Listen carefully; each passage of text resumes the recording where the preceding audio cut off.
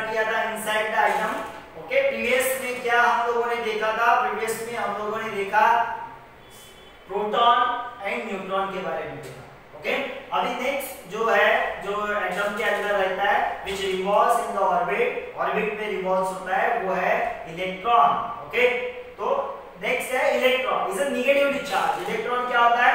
Negatively charge सब atomic particle. Okay, negatively charge है atom का एक part. Okay, and denoted by symbol small e। Proton को small p, neutron को small n and electron को small e। Okay, और minus भी होता है, e minus. Okay, e minus क्यों? क्योंकि माइनस उसका चार्ज है। ओके, इलेक्ट्रॉन के ऊपर नेगेटिव चार्ज रहता है, इसके लिए e minus, raise to minus होता है। Okay, each electron carries one unique negative charge. Okay, हर एक इलेक्ट्रॉन के ऊपर कितना नेगेटिव चार्ज रहता है? 1 unit. The mass of an electron is 1800 times less than that of the hydrogen atom. Okay? Electron के ऊपर जो मास है वो कितने टाइम्स से कम है हाइड्रोजन एटम से? 1800 टाइम्स से कम। okay? अभी आप बोलोगे हाइड्रोजन एटम में क्या रहता है? प्रोटॉन। क्या रहता है? प्रोटॉन। यानी हाइड्रोजन एटम में प्रोटॉन का जो मास है उससे 1800 टाइम्स इलेक्ट्रॉन का मास कम है। Okay? Therefore, the mass of the electron can be created as a negligible. जब हम लोग एटम का मास कंसीडर करते हैं, ओके, एटम का नंबर नहीं, मास कंसीडर करते हैं, तो हम लोग इस इलेक्ट्रॉन को कंसीडर नहीं करते। ओके, इलेक्ट्रॉन कहाँ पे रहते हैं? ऑर्बिट में। तो मुझे अगर एटम का मास निकालना है, ओके, तो मैं क्या करता हूँ? प्रोटॉन को लूंगा, ओके, एंड इलेक्ट्रॉन को लूंगा। ओके, मगर मैं इलेक्ट्रॉन को कंसीडर नहीं करूंगा। क्यों कंसीडर नहीं करूंगा? उसके पीछे रीजन है, क्योंकि इलेक्ट्रॉन का मास बहुत कम होता है, नेग्लिजिबल। उसको आप अगर ऐड भी करोगे प्रोटॉन न्यूट्रॉन में तो भी कुछ इतना इफेक्ट नहीं होगा। ओके, तो जब भी किसी भी एटम का मास फाइंड आउट किया जाता है तो इलेक्ट्रॉन को कंसीडर नहीं किया जाता। Okay, electron in the extra nuclear part revolve in the discrete orbit around the nucleus. एक सर्टेन ऑर्बिट में इलेक्ट्रॉन्स मूव होते रहते हैं, रिवॉल्व होते रहते हैं। मूव नहीं बोलेंगे हम लोग, रिवॉल्व होते रहते हैं। ओके, घूमते रहते हैं certain orbit, fix orbit. The orbit being 3 dimensional in the nature. Orbit कैसा रहता है? 3 dimensional. Okay, and a term shell is used to state the term orbit. Okay, तो क्या यूज करते हैं? टर्म शेल भी यूज करते हैं, शेल या फिर ऑर्बिट। ऑर्बिट को और एक टर्म यूज करते हैं, shell. Okay, the energy of electron is determined by the shell in which it is present. किसी भी इलेक्ट्रॉन के अंदर कितना एनर्जी है वो डिपेंड रहता है कि वो कौन से शेल में या फिर ऑर्बिट में। ओके, हम लोगों ने देखा हर एक ऑर्बिट में जो इलेक्ट्रॉन रहते हैं उनका एनर्जी अलग अलग रहता है, यानी वो एनर्जी जो है इलेक्ट्रॉन का वो डिपेंड है कि वो कौन से ऑर्बिट में है। The number of electron in the extra nuclear part is equal to the number of proton in the nucleus. Okay? अभी जितने प्रोटॉन, ओके, बहुत इंपॉर्टेंट है, जितने प्रोटॉन रहते हैं किसी भी एटम के न्यूक्लियस में उतने ही इलेक्ट्रॉन उस एटम के अंदर शेल्स में यानी ऑर्बिट में घूमते रहते हैं। यानी किसी एटम के अंदर अगर 10 प्रोटॉन है, कहां पे? न्यूक्लियस में 10 प्रोटॉन, तो उसके अंदर इलेक्ट्रॉन भी 10 ही होंगे, ऑर्बिट में घूमते हुए। मगर वो सब इलेक्ट्रॉन एक ही ऑर्बिट में रहेंगे क्या? नहीं, अलग अलग ऑर्बिट में रहेंगे। वो कितने रहेंगे वो आगे जाके हम लोग सीखेंगे। तो यहाँ पे याद रखो, बहुत इंपॉर्टेंट है, जितने प्रोटॉन उतने ही इलेक्ट्रॉन रहते हैं, किसमें? एटम के अंदर। Okay, the number of proton and the number of electrons are the same in a particular atom. Okay, therefore the electrical charge are balanced, the atom is electrically neutral. ये आपको question आता है, atom is electrically neutral. Okay, give reason में। क्यों? क्योंकि proton के ऊपर कौन सा चार्ज है? पॉजिटिव। इलेक्ट्रॉन के ऊपर कौन सा चार्ज है?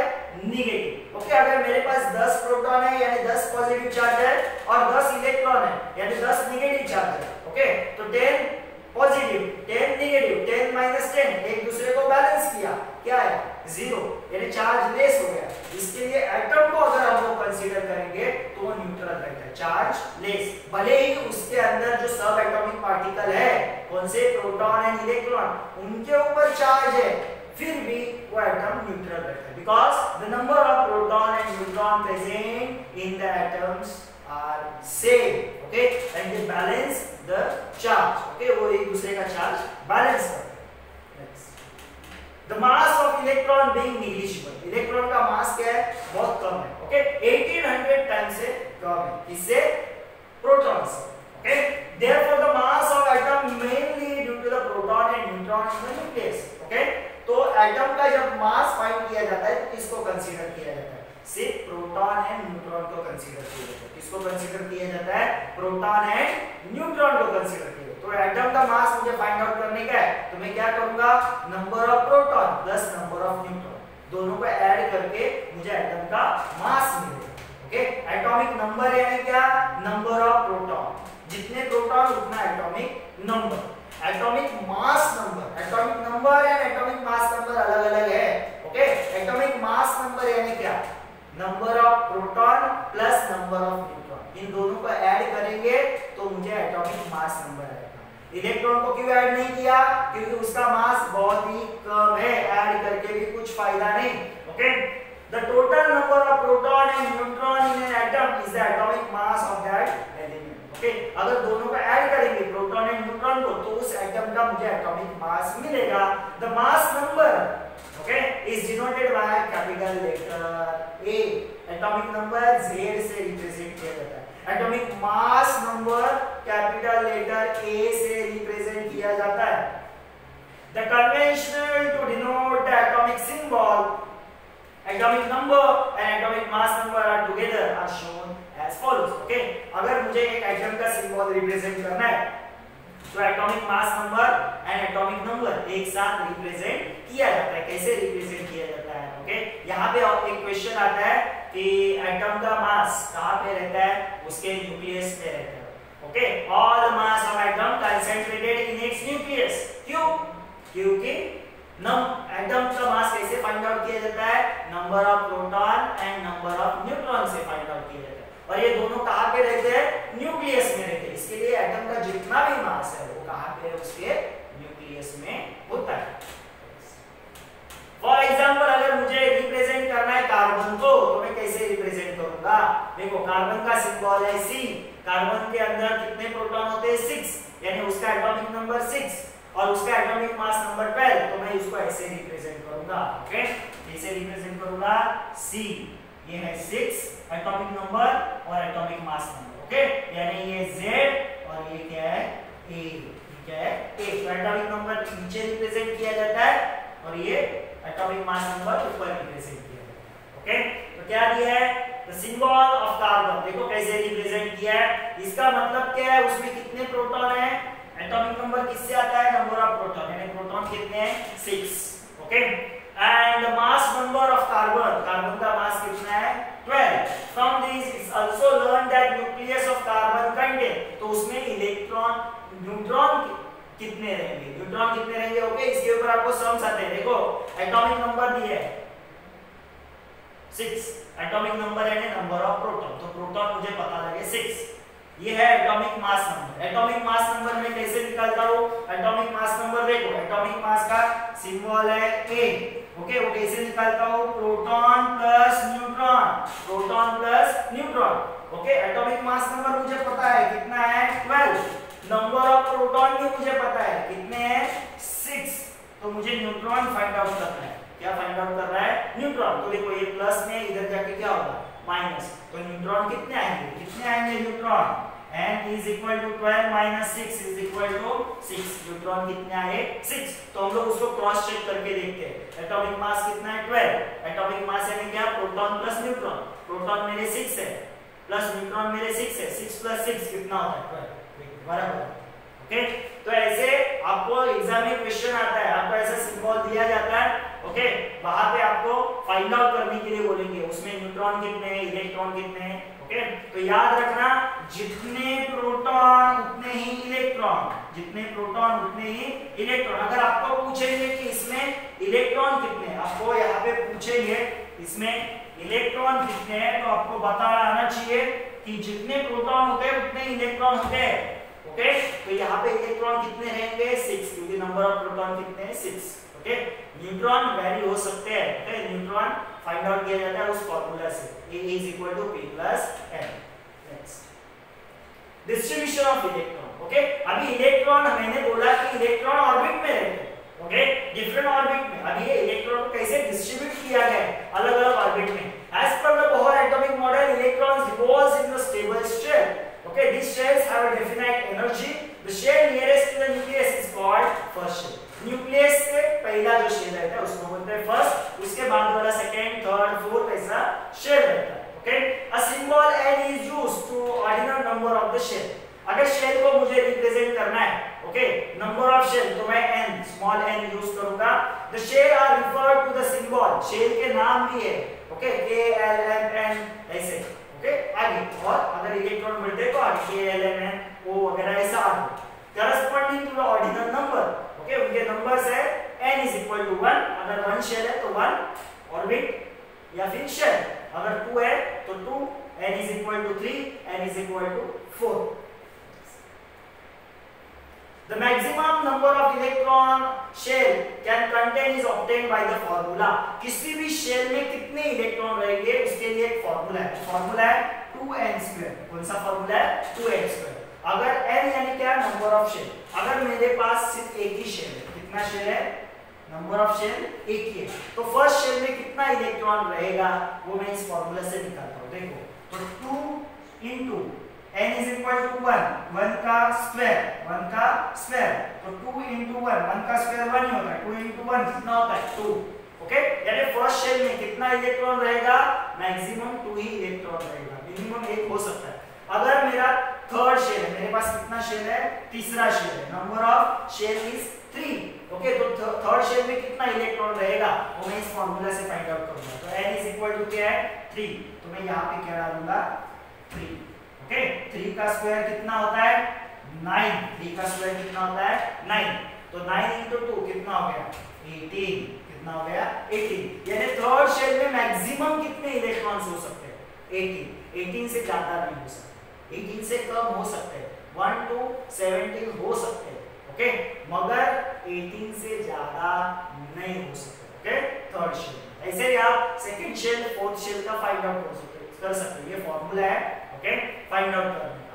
The energy of electron in that shell is increases. Okay, अगर मेरा नंबर ऑफ शेल अगर बढ़ता जाता है तो एनर्जी भी बढ़ता जाएगा। यानी फर्स्ट शेल में जो इलेक्ट्रॉन रहेंगे उनका एनर्जी कम रहेगा, सेकंड शेल में जो इलेक्ट्रॉन रहेंगे उनका एनर्जी ज्यादा रहेगा, थर्ड शेल में और ज्यादा। ओके, जैसे नंबर ऑफ शेल बढ़ेगा इलेक्ट्रॉन भी बढ़ेंगे और एनर्जी भी बढ़ेगी।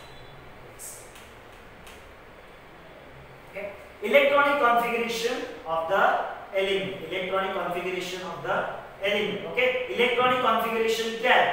ओके, यहाँ पे देखो हम लोगों ने सीखा था कि अलग अलग शेल्स रहते हैं। ओके, फर्स्ट शेल है K L M N और हम लोगों ने देखा हर एक शेल में कितने इलेक्ट्रॉन जा सकते हैं। ओके, तो हर एक शेल का जो कैपेसिटी रहता है इलेक्ट्रॉन को रखने का, उसको बोलते हैं इलेक्ट्रॉनिक कॉन्फ़िगरेशन। उसको क्या बोलते हैं, इलेक्ट्रॉनिक कॉन्फ़िगरेशन। ओके, तो फर्स्ट शेल में 2, सेकंड शेल में मैक्सिमम 8, थर्ड शेल में 18, फोर्थ शेल में 32, ऐसे आगे जाके बढ़ते जाते हैं। Okay, this maximum capacity of that shell, ये मैक्सिमम कैपेसिटी, इससे ज्यादा उस शेल में नहीं रहते। फर्स्ट शेल में 2 से ज्यादा नहीं रहेंगे, 2 से ज्यादा है तो वो नेक्स्ट शेल में जाएगा, सेकंड में जाएगा। अगर मेरे पास 3 इलेक्ट्रॉन है तो 2 यहाँ पे जाएंगे, एक बचा हुआ कौन से शेल में जाएगा, नेक्स्ट शेल में जाएगा। ओके, ऐसे आगे जाएंगे।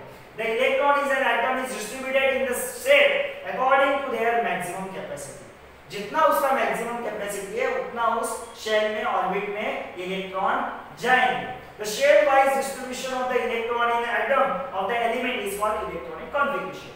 तो इस शेल वाइज जो डिस्ट्रीब्यूशन है इलेक्ट्रॉन का उसको बोलते हैं electronic configuration of that element.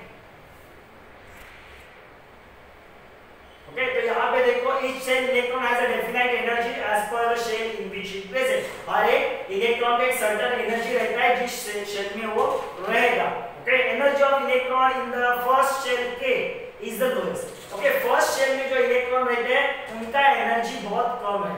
Okay. Second shell में जाएंगे वो थोड़ा बढ़ेगा इलेक्ट्रॉन का एनर्जी, थर्ड शेल वाले इलेक्ट्रॉन का एनर्जी थोड़ा ज्यादा है। तो जैसे आप हमारा नंबर ऑफ शेल बढ़ता जाएगा, एनर्जी भी बढ़ता जाएगा उस इलेक्ट्रॉन का, okay. Each energy electron in the subsequent shell goes on increasing with the ordinal number of the shell, यानी नंबर ऑफ शेल अगर बढ़ गया तो एनर्जी भी बढ़ता जाएगा। The electronic configuration of the element such that the energy of all the electron together is the maximum possible, okay. तो अब आगे हम लोग देखते हैं कि कैसे इलेक्ट्रॉनिक कॉन्फ़िगरेशन लिखा जाता है। Electron get placed in the shell in accordance with the maximum capacity of the electron shell in the atom in increasing order of energy. Okay? अभी यहाँ पे उन्होंने बोला है कि इलेक्ट्रॉन्स को स्पेस मिलता है हर एक शेल में, ओके। वो डिपेंड रहता है उस शेल का कैपेसिटी, मैक्सिमम कैपेसिटी इलेक्ट्रॉन को होल्ड करने का कितना है, उस हिसाब से हर एक इलेक्ट्रॉन को जगह मिलती जाएगी, ओके। ओके, यहाँ पे हम लोग एक एग्जांपल लेते हैं। तो यहाँ पे एग्जांपल लिया है उन्होंने सोडियम का, ओके। सोडियम का एटॉमिक नंबर है 11, एटॉमिक नंबर 11 यानी उसके अंदर प्रोटॉन रहेंगे 11, नंबर ऑफ प्रोटॉन यानी एटॉमिक नंबर। अगर उसमें प्रोटॉन 11 है तो number of proton and number of electron always same रहते हैं, तो उसके अंदर इलेक्ट्रॉन भी कितने रहेंगे, 11 ही रहेंगे। तो मुझे इलेक्ट्रॉनिक कॉन्फ़िगरेशन किसका लिखने का है, इलेक्ट्रॉन का, ओके। तो मैं यहाँ पे आपको लिख के दिखा रहा हूँ, ओके। तो मेरा फर्स्ट शेल है के, ओके। मेरे पास कितने इलेक्ट्रॉन है, कितने इलेक्ट्रॉन है, 11 इलेक्ट्रॉन है। फर्स्ट शेल में मेरा कितना जाता है, मैक्सिमम 2 इलेक्ट्रॉन जाता है, जो हम लोगों ने फॉर्मूला से देखा था। अभी कितने बचे, 11 में से 2 गए, 9 बचे, ओके। अभी नेक्स्ट शेल है मेरा L, okay. Second orbit, second shell मेरा L है, उसमें मैक्सिमम कितने जाते हैं, 8 जाते हैं। वो हम लोगों ने सीखा था maximum 8 by formula 2n², okay. तो अभी यहाँ पे मेरे पास कितने बचे, 9, तो 9 में से 8 इसमें जाएंगे, ओके। नेक्स्ट शेल है मेरा KLN, ओके। अभी कितना बचा मेरे पास, 1, 2 + 8 10 हो गया। अभी कितना बचा, 1, वो बचा हुआ कौन से शेल में जाएगा, थर्ड, ओके। तो उसका इलेक्ट्रॉनिक कॉन्फ़िगरेशन कैसे हो गया, 2 8 1, 2, 8, 1। इलेक्ट्रॉनिक कॉन्फ़िगरेशन कैसा लिखा जाता है, 2, 8, 1, यानी फर्स्ट शेल में 2, सेकंड शेल में 8 एंड नेक्स्ट बचा हुआ थर्ड शेल में गया, ओके। फर्स्ट शेल का कैपेसिटी 2 ही है तो वो 2 ही लेगा, सेकंड शेल का कैपेसिटी 8 है वो 8 ही लेगा, अगर एक्स्ट्रा रहेगा तो नेक्स्ट शेल में जाएगा, ओके। तो ये इलेक्ट्रॉनिक कॉन्फ़िगरेशन है उसका, किसका, सोडियम का, किसका, सोडियम का। मेरे पास अगर कार्बन है, क्या है, कार्बन, कार्बन का एटॉमिक नंबर 6 है, क्या है, 6। तो देखो उसके फर्स्ट शेल में कितना जाएगा, 2 जाएगा, कितने बचे, 4, तो उसके वो सेकंड शेल में जाएंगे, ओके। ऐसे आप इलेक्ट्रॉनिक कॉन्फ़िगरेशन लिख सकते हैं, ओके। थर्ड शेल का कैपेसिटी कितना है, मैक्सिमम 18 है, ओके। तो उसमें 18 बैठेंगे, ओके। फर्स्ट शेल में 2, सेकंड शेल में मैक्सिमम 8 से ज्यादा नहीं बैठेंगे, 8 से ज्यादा होते हैं तो आगे जाएंगे, ओके। तो ऐसा इलेक्ट्रॉनिक कॉन्फ़िगरेशन है जो आपको एग्जाम में आता है, और ये बहुत इंपॉर्टेंट कंसेप्ट है जो आपको जितना भी आप पढ़ाई करोगे साइंस में ये कंसेप्ट रहेगा ही, ओके। तो ये बहुत इलेक्ट्रॉनिक कॉन्फ़िगरेशन बहुत इंपॉर्टेंट कंसेप्ट है, इसको ठीक से लर्न करना, प्रैक्टिस करना इलेक्ट्रॉनिक कॉन्फ़िगरेशन लिखने के लिए डिफरेंट एटम्स का।